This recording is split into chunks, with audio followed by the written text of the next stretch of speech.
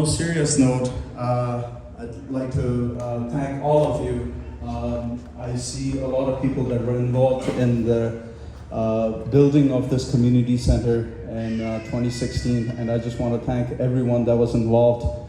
We are using it, utilizing it very well, and we have a Sunday school, we have programs, so thank you so much.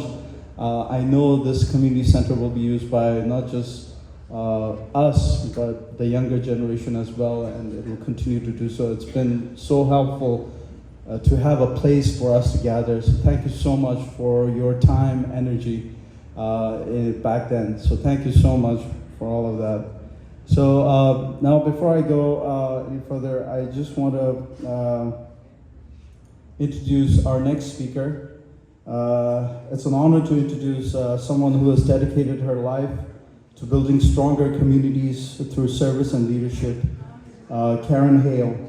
Karen served 2 terms in the Utah State Senate, where she was a strong voice for education and for the safety and well-being of Utah families.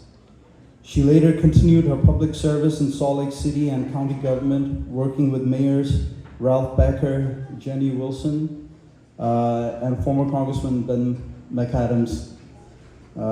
Karen continues to give back through her involvement on several community boards, including the Utah Tibet Foundation. She's been a friend of the Utah Tibetan community for more than 2 decades. Please join me in welcoming our true friend and advocate for our community, Karen Hale.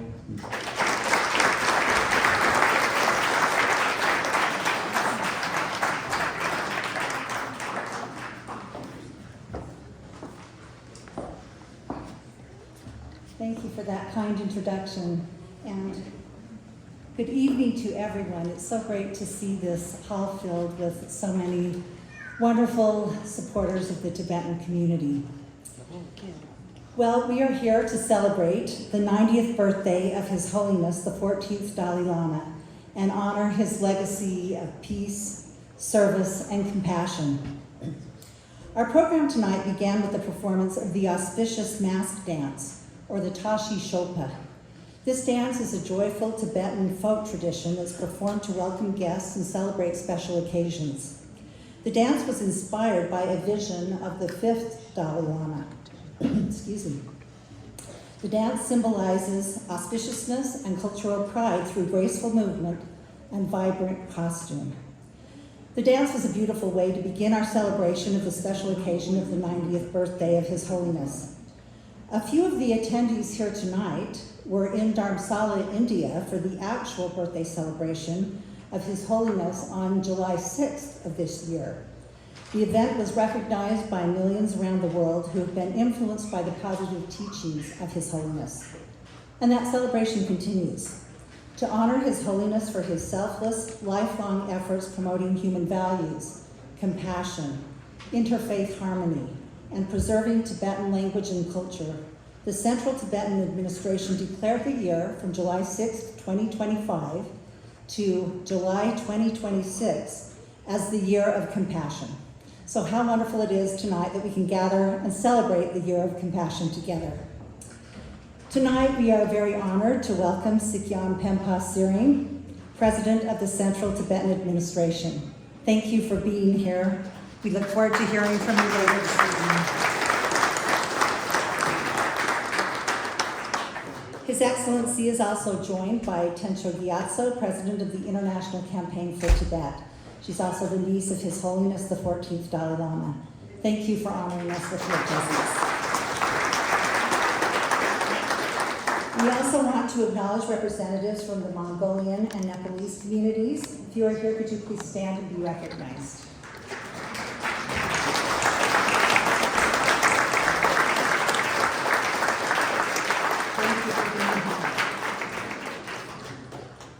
Joining us this evening are special guests whose actions 35 years ago helped determine the success of the Tibetan community in Utah. Some of you may not be familiar with the history of Tibetans in Utah. When Congress passed legislation in 1989 providing 1,000 immigrant visas for Tibetan refugees living in India and Nepal, Utah volunteers Along with the first Tibetans to settle in Utah, Pema and T.J. Chazuseng, they applied for and were approved to be a host city to receive Tibetan refugees under this special visa program. Each host city around the country was charged with complete financial responsibility to provide the basic needs of the immigrants, including housing, employment, medical assistance, immigration, and orientation for the first 3 months of arrival. With the help of hundreds of local volunteers and sponsors, 50 heads of Tibetan households were housed in the avenues on D Street in space provided by Intermountain Healthcare for the resettlement community. Tibetan refugees began arriving. The Utah Tibet Foundation, also known as the Salt Lake City Tibetan Resettlement Project, was created. Volunteers immersed themselves into caring for the immigrants, finding housing and employment, teaching English and job skills, and a Tibetan community was formed. Hundreds of volunteers provided thousands of hours of service and today continue to support the Tibetan cause and local Tibetans. Some of those original volunteers are here with us tonight. Would you please stand to be recognized?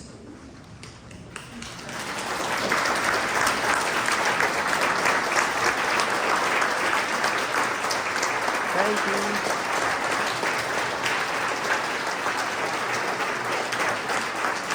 We have Lee and Pam McCullough. So raise your hands when I say your name.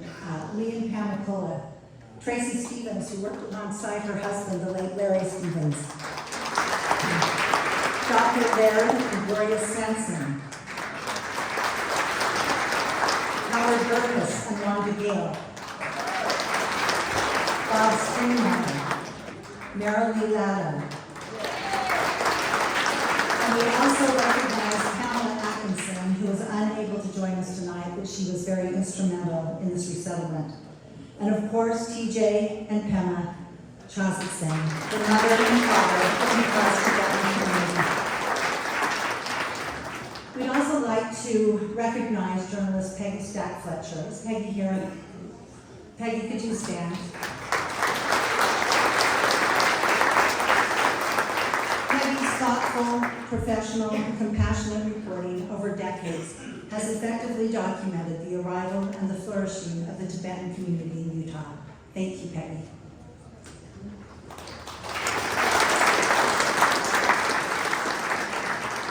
The impact of the Utah Tibet Foundation, founded 35 years ago, is evident here today in this very hall, the Tibetan Community Center.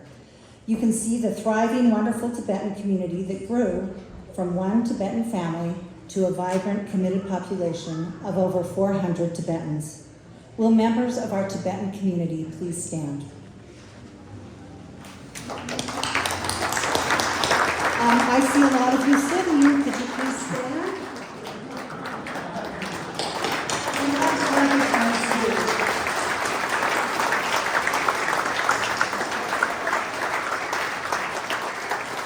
Thank you.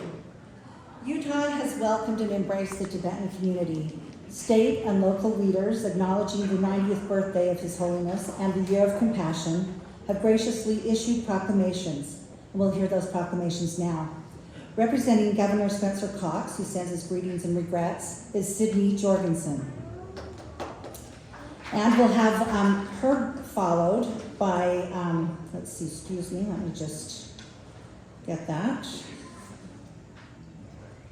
Excuse me. We will have Sydney Jorgensen, and I'm just trying to find my next page. We will just come up with something here. Here we go. Thank you very much. I've got it. Thank you so much. All right. Sydney will be followed by the Salt Lake City Mayor's Chief of Staff, Rachel Otto, representing Mayor Aaron Mendenhall, who very much wanted to join us tonight but had to travel out of state. And in fact, she sends her special love to Pema.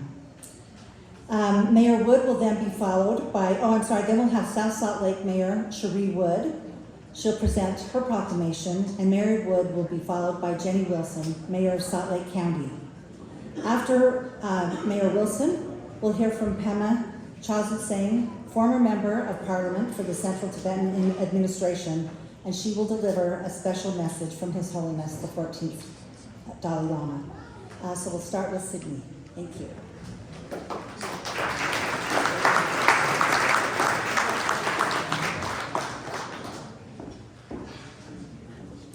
Thank you so much for welcoming me tonight in behalf of Governor Cox. He sends his deepest regrets and he really sends his best wishes, his love and support to your community tonight.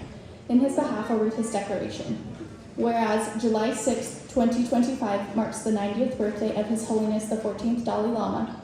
Whereas the 14th Dalai Lama was born in northeastern Tibet in 1935, was enthroned as the 14th incarnation in 1940, and was called upon to assume temporal leadership of Tibet in 1950. Whereas, for more than 7 decades, His Holiness, the 14th Dalai Lama, has inspired understanding, tolerance, harmony, and respect among the communities of the world. Whereas, the Dalai Lama has led the effort to preserve the rich and distinct cultural, religious, historical, and linguistic heritage of the people of Tibet, while also working to safeguard other religions and cultures throughout the world. Whereas, the Dalai Lama is widely recognized as a leading figure of moral and religious authority. Whereas we recognize and honor the legacy of the Dalai Lama. Now, therefore, I, Spencer J. Cox, Governor of the great state of Utah, do hereby declare November 5th, 2025 as the 90th birthday celebration of His Holiness the Dalai Lama in Utah.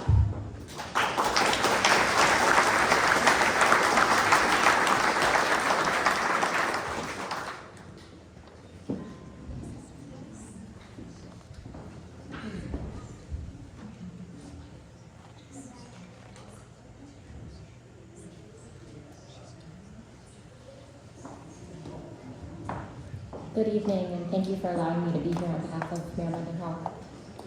Whereas His Holiness the 14th Dalai Lama, Tenzin Gyatso, was born on July 6, 1935 in northeastern Tibet, and this year celebrated his 90th birthday.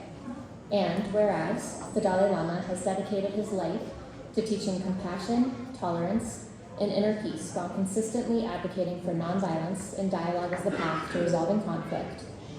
And whereas, in recognition of these efforts, His Holiness received the Nobel Peace Prize in 1989 and countless awards worldwide for his leadership, writing, and example. And whereas, in 2025, the Central Tibetan Administration has declared a global year of compassion to honor His Holiness's 90th birthday, encouraging people everywhere to embrace compassion as a guiding principle in daily life. And whereas, Salt Lake City joins communities around the world in celebrating this occasion and recognizing the Dalai Lama's lifelong dedication to fostering compassion and peace. Now, therefore, I, Mayor Erin Mendenhall, do hereby proclaim November 5th, 2025 as Day of Compassion in Salt Lake City, and encourage all residents to reflect on the power of compassion to strengthen both our communities and our shared humanity.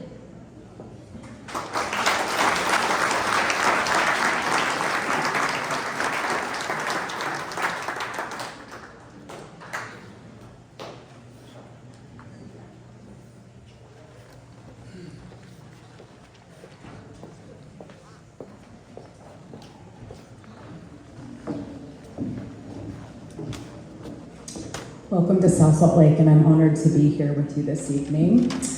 Whereas His Holiness the 14th Dalai Lama was born on July 6, 1935, and recognized at a young age as the reincarnation of the 13th Dalai Lama, beginning a lifetime devoted to peace, compassion, and the service of humanity.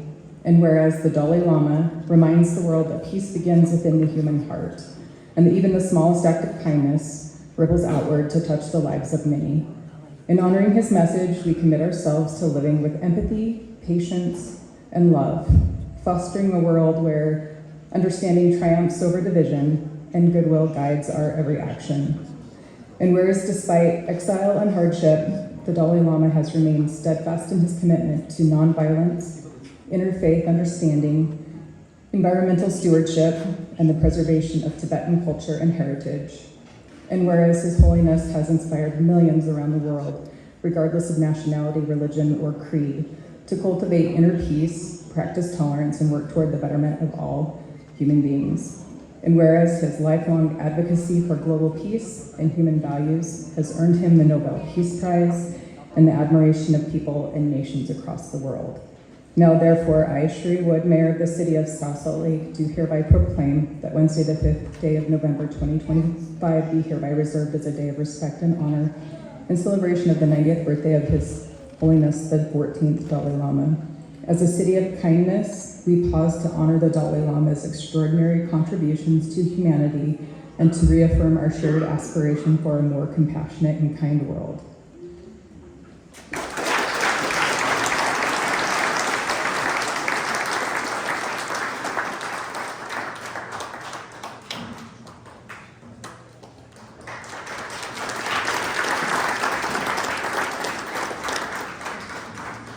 Well, thank you. Happy to be here with Mayor Wood and the representatives from the state and the city and join you today in this celebration. And point of personal privilege, I'm going to take a minute to share a little bit about my personal connection to this incredible community. And really it starts with my Aunt Marilee Latta, who's here. And really the journey she took me on in the 90s to better understand the opportunities that the members of the Tibetan community were offering to our Utah community. And I'm lucky to be the daughter of Ted Wilson, who's sadly since passed away, but the former mayor of Salt Lake City. And during those early years, the Tibetan people began to relocate in Utah and make their home here. I'm going to fast forward and just really quickly share that my son, who is now in college, his second year, his very closest friend from his days in school is one of the next generation members of this community. Yeshi Syrian, little basketball star, that kid.